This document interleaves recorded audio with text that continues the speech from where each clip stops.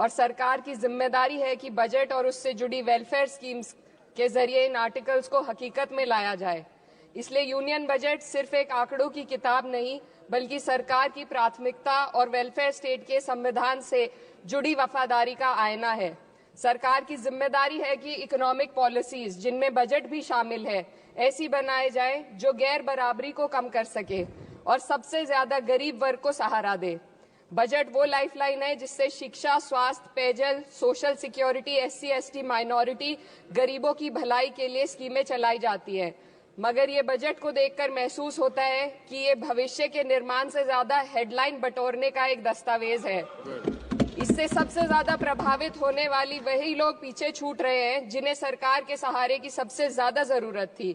वो किसान जो बढ़ती लागत से परेशान हैं, वो नौजवान जो बेरोजगारी का सामना कर रहे हैं, और वो औरतें जो निजामती रुकावटों से जूझ रही हैं, और वो गरीब जो महंगाई के बोझ के तले दबे हुए हैं। This government is proudly marketing the income tax exemption of 12 lakhs. But the question is, how many Indians even earn that much to benefit from it?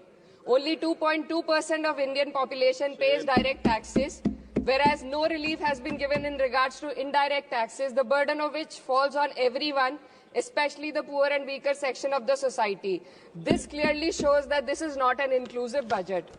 GST की ऊंची दरों ने आम आदमी की कमर तोड़ दी है। जरूरत इस बात की है कि खाद्य सामग्री, दवा, स्कूल की किताबें और जरूरत की चीजों पर टैक्स कम किया जाए। पेट्रोल, डीजल पर टैक्स कम करने की कोई कोशिश नहीं हुई, जिसका सीधा असर हर नागरिक पर पड़ता है। आर्टिकल 41 कहता है कि सरकार को ये कोशिश करनी चाहिए कि वो अपनी इकोनॉमिक हालात और रिसोर्सेज के हिसाब से लोगों को रोजगार दे। इस बजट ने बेरोजगारी दूर करने की दिशा में कोई ठोस उपाय नहीं दिया है। नई नौकरियों की बात तो छोड़िए, जो पहले से थी वो भी खत्म होती जा रही हैं। स्किल डेवलपमेंट प्रोग्राम के नाम पर करोड़ों खर्च किए जा रहे हैं, मगर सवाल ये है कि ट्रेनिंग लेने के बाद कितने नौजवानों को असल में नौकरी मिल रही है। सरकार के पास इसका भी कोई आंकड़ा नहीं है। सरकारी विभागों में लाखों पद खाली हैं, मगर भर्ती का कोई प्लान नहीं है। आर्टिकल 45, जिसके द्वारा सरकार की जिम्मेदारी है कि हर बच्चे को 6 साल की उम्र तक फ्री और जरूरी तालीम मिले ताकि उनका बुनियादी तालीमी डेवलपमेंट सही से हो सके, जिसको संसद ने शिक्षा का अधिकार अधिनियम बनाकर और भी मजबूती दी थी, परंतु इसकी जमीनी हालत क्या है वो किसी से छुपी नहीं है। नगरीय क्षेत्रों में सरकारी स्कूलों में शिक्षक न होने की वजह से स्कूल बंद हो रहे हैं तथा दूरस्थ ग्रामीण क्षेत्र के स्कूलों में टीचर ही नहीं पहुंच पा रहे हैं। सरकार कह रही है कि डिजिटल इंडिया और AI से तालीम का इंतजाम होगा, मगर जरा जमीन पर देखिए, उत्तर प्रदेश में सिर्फ 22% सरकारी स्कूलों में कंप्यूटर है।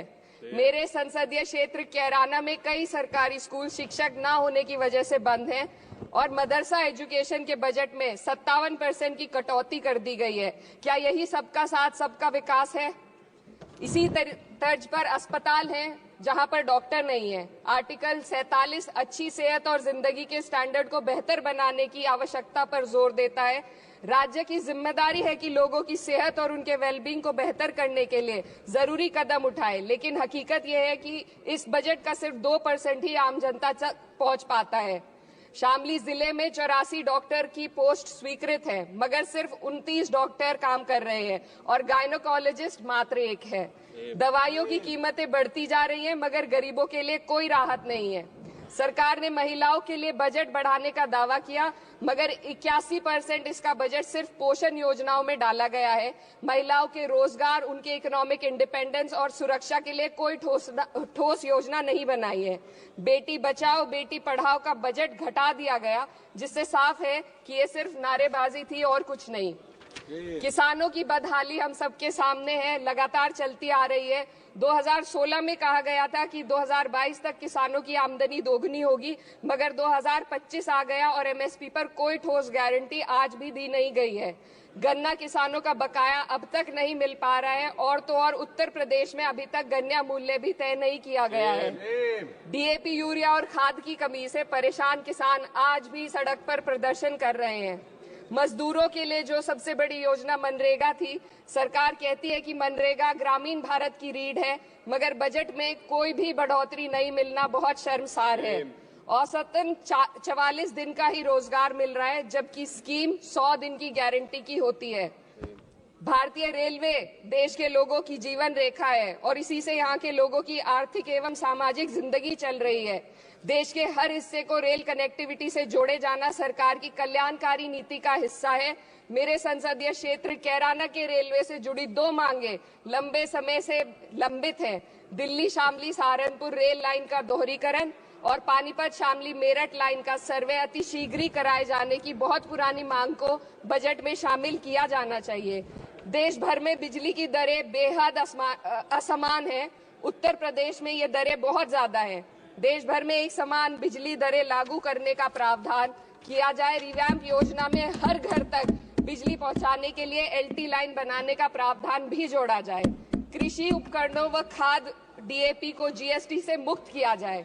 किसानों की एमएसपी की मांग को पूरा करने के साथ साथ उत्तर प्रदेश के किसानों को गन्ना मूल्य निर्धारण पिछले वर्ष से बढ़ाकर किया जाना बेहद जरूरी है। जनपद शामली व मुजफ्फरनगर को एनसीआर में तो शामिल किया गया है, परंतु वहां पर कोई विकास नहीं हुआ तथा उसको कोई भी लाभ नहीं मिला है। वहां के लोग सिर्फ प्रदूषण के बाध्यकारी नियमों से परेशान हैं, इसलिए दोनों जनपदों को एनसीआर की सीमा से बाहर किया जाना चाहिए।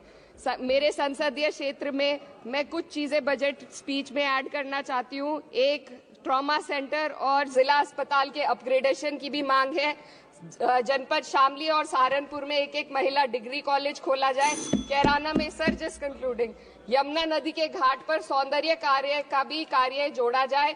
जनपद शामली में टेक्सटाइल पार्क की स्थापना की जाए और जो संसद निधि है सांसदों को केवल 5 करोड़ रुपए दिए जाते हैं और एमएलए उत्तर प्रदेश के एमएलए को भी 5 करोड़ दिए जाते हैं। हमारी मांग है या तो इसे बढ़ाकर 25 करोड़ किया जाए या फिर सिरे से खारिज किया जाए। Sir just one The union budget was an opportunity to address the pressing... Sir, just 1 minute. Please, 2 more speakers are in your party. Sir, just pressing concern of India's citizen, rising unemployment, soaring inflation, crumbling public services and deepening rural distress. Yet, instead of offering real solution, the government has focused on optics and half measures. While tax relief for the middle class is welcome, it does nothing for the millions who earn too little to benefit from it. Education remains underfunded, rural employment stagnates and farmers continue to struggle without meaningful support. The delays in conducting the census and caste census further exposes the government's disregard for data-driven policy making and social justice. India needs a budget that prioritizes its people, not just its economic headlines, a budget that invests in human capital, strengthens social security and ensures dignity and stability for all.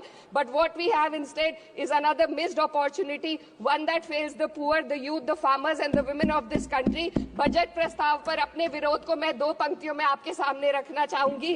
बेदम हुए बीमार दवा क्यों नहीं देते? बेदम हुए बीमार दवा क्यों नहीं देते? तुम अच्छे मसीहा हो, शिफा क्यों नहीं देते? मिट जाएगी मखलूक तो इंसाफ करोगे, मुंसिफ हो तो हश्र उठा क्यों नहीं देते?